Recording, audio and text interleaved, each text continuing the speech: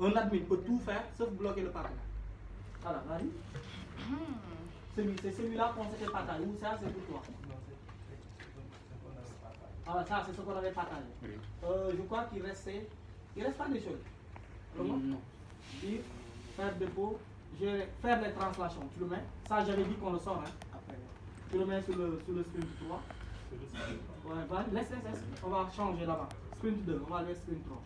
Puis, gérer les autorisations, faire le dépôt, créer partenaire. Créer utilisateur partenaire, c'est déjà fait. Affecter compte. Est-ce qu'on avait mis affecter les comptes? Donc, est-ce qu'on avait fait créer utilisateur partenaire? Par exemple, non.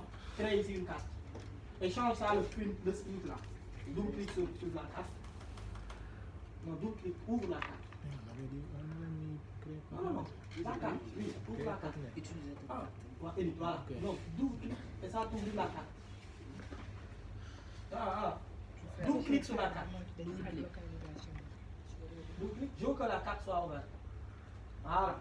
La carte est ouverte. Change ici la couleur. Étiquette. Tu crées une nouvelle étiquette. Tu prends quelle est la couleur qu'on n'a pas encore prise? Le rouge. Prenons le rouge. Et tu l'appelles sprint 3. Le sprint 3. Voilà, ok. Voilà. Et tu affectes le sprint. Le sprint 3. Cette carte-là, tu l'affectes au sprint 3. Voilà. Voilà. Maintenant, c'est sprint 3. Hein? Donc, sprint 3. Donc, qu'est-ce qu'on va faire? Faire les translations. Vous vous souvenez? Oui. C'était quoi? Tous les messages là, qu'on ait la possibilité de les avoir sur des langues différentes. Hein? On prend anglais, français, les deux langues. Voilà, c'est bon? Translation. Créer une nouvelle carte. Qu'est-ce qui reste aussi? Il faut maintenant créer les utilisateurs partenaires. Créer les utilisateurs partenaires. Voilà, vas-y.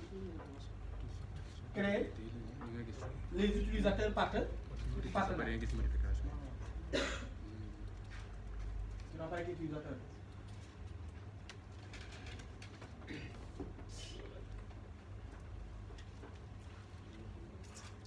Voilà, créer les utilisateurs partenaires. Tu vas. Voilà, tu double-cliques. Double-clic sur le là, sur la carte. Voilà, c'est quoi? Tu pars sur les étiquettes. C'est un user story fonctionnel. Hein? C'est un user story fonctionnel. C'est quel sprint? 3. Le sprint 3. Voilà. Et maintenant, tu fermes. C'est le développeur qui le fait. Oui, sélectionne le développeur. Voilà. Après, tu fermes l'étiquette. Maintenant, qu'est-ce qui reste? On doit dire qu'est-ce qu'on fait ici. Donc, tu crées une checklist. Donc, tu mets quoi? Création d'utilisateur. C'est majuscule.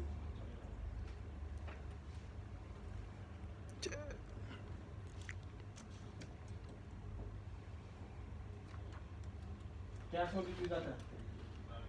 D'utilisateur partenaire. Tu mets utilisateur partenaire. Tu mets SA. Il y a SA utilisateur. Voilà, valide. Voilà. Maintenant, on va mettre quoi? C'est quel user story? On l'appelle le user story 1. Hein? Donc, là-bas, ajoute le numéro du user story. Là-bas. Là-bas, numéro. Numéro US. Alors, tu l'as fait? US, ça c'est l'US 1. Hein? Le US 1 de qui? Du sprint 3. Hein? Ok, c'est bon, vas-y. Voilà. Maintenant, ici, qu'est-ce qu'on doit faire? On doit créer un admin partenaire. Créer un admin partenaire. Donc, vas-y. Créer un admin partenaire. Donc, un admin partenaire. Admin partenaire.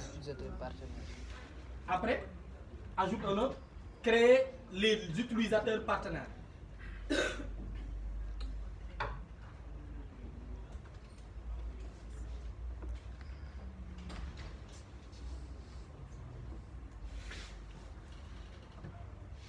partenaire.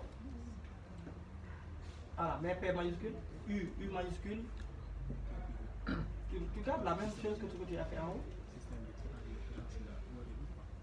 Et maintenant, regardez. Donc ici, quand je crée un utilisateur, un admin partenaire ou un user partenaire, ça veut dire quoi? L'utilisateur, je dois savoir, il appartient à quel partenaire. Est-ce que vous comprenez ce que je suis en train de dire?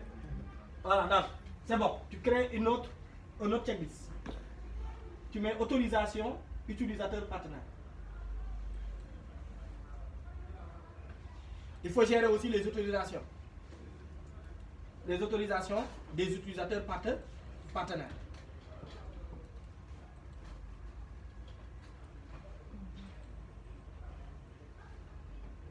Voilà, valide. Voilà, tu crées une liste. Maintenant, un utilisateur partenaire, qu'est-ce qu'il peut faire? Un utilisateur partenaire peut faire les transactions. Ça veut dire quoi? Dépôt, les dépôts et les retraits. Donc, faire ça, dit faire transaction.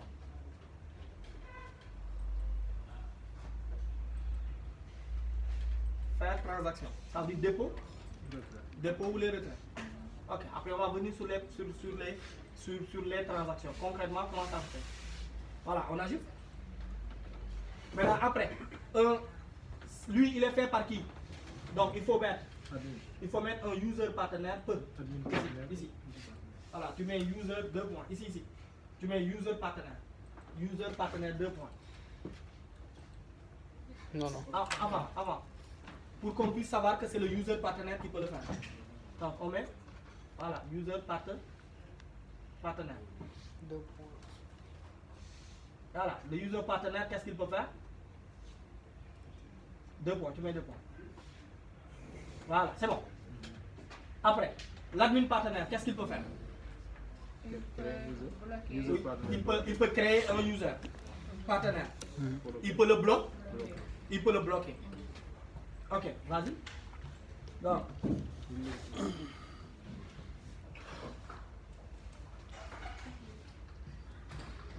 Tu mets admin.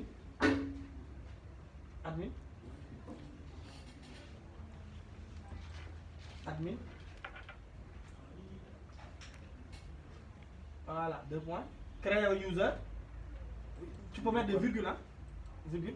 Créer un user, virgule. Bloquer user. Et faire transaction aussi. Il peut faire aussi les transactions. Donc, il peut faire tout ce que le user peut faire. Ok. Clique. Tu mets partenaire. Le partenaire. Le partenaire maintenant, lui, il peut tout faire. Ça veut dire que il peut faire quoi? Bloquer admin. Créer. En plus de tout, il peut bloquer l'admin. Et créer.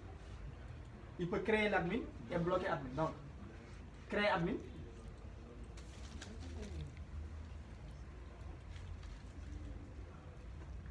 Et tout ça, vous avez déjà fait. Hein?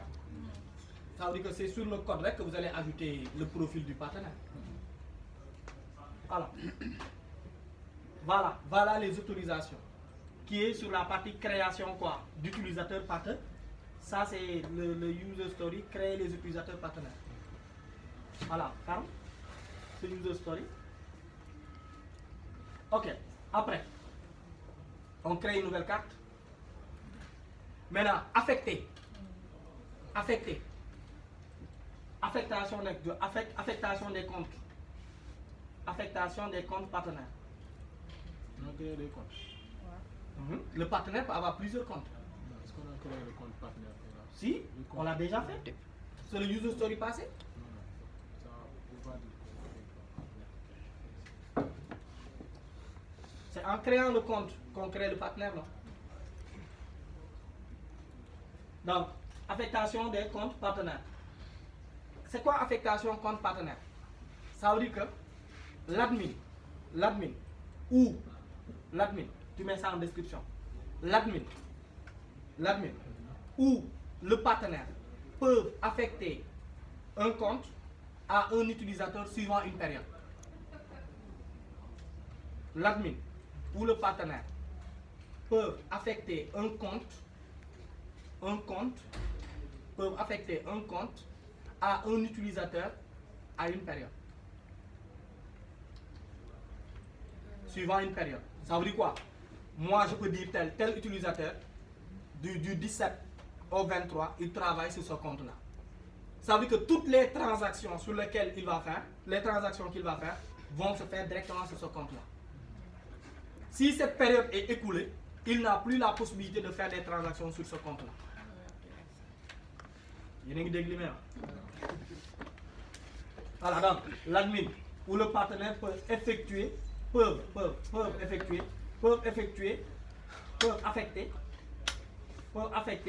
un compte à un utilisateur suivant une période. Quand on dit période, date de début, date de fin. Date de début, date de fin. Ça veut dire quoi? Si un utilisateur vous lui affectez pas un compte, même s'il n'est pas bloqué, s'il se connecte dans le système, il ne peut pas faire de transactions. Il ne peut faire des transactions que si on lui a affecté un compte et qu'on est dans la durée de validité de cette affectation-là. Ça veut dire que si je t'affecte un compte du 13 au 20, si tu es le 21, tu ne peux plus faire des transactions sur ce compte-là. C'est qu'est-ce qu'on entend par compte? C'est les caisses. Compte tout. Oui, compte du partenaire, oui. Compte du partenaire. Créé nañ leen non? Oui. Ah, mun nga leen affecté. Partenaire bi mun nga xam ay compte am affecté ko kenn. Supposons que le partenaire a une agence, supposons. Oui. Une agence qui a par exemple un compte. Il peut avoir plusieurs caisses qui travaillent sur le même compte. Il n'y a pas de problème. Il n'y a pas de problème. Maintenant, oui. Il n'y a aucun problème. Le même compte, je peux l'affecter à plusieurs partenaires.